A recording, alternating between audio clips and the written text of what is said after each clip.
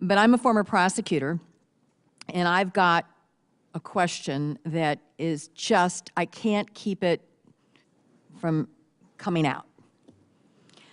Based on the evidence at this point, is there any difference between Sandy Hook and Boston other than the choice of weapon?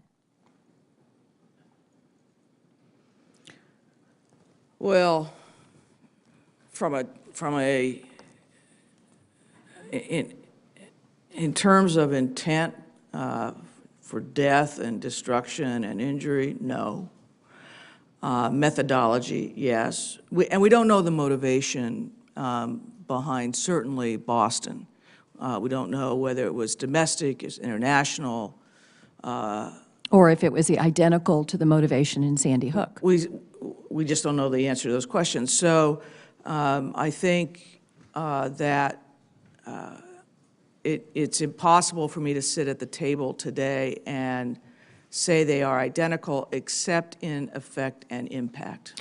Well, as I look at the evidence that's available, you have mass destruction and violence and slaughter of innocents. And in neither case do we know motive. And the irony is we are so quick to call Boston terror. Why aren't we calling the man with the high-capacity assault weapon and the high-capacity magazine, why aren't we calling him a terrorist? Yeah. I don't know the answer to that question. Well, I think it's important that we talk about that in government because, and it may be that we learned the motive of both, and it may be the motive in Sandy Hook was political and the motive in Boston wasn't. Or the motive in Boston was political and the motive in Sandy Hook wasn't. It may be they both are suffering from severe mental incapacity that caused them to want to go slaughter a bunch of innocent people. But, you know, as I look at it with the eye of a prosecutor on the evidence that is available right now, I find it troubling that one is characterized in a way that causes so much more fear and disruption in everyone's daily lives than the other one. Not that there aren't mothers all over the country that are afraid to send their first graders to school these days. There are.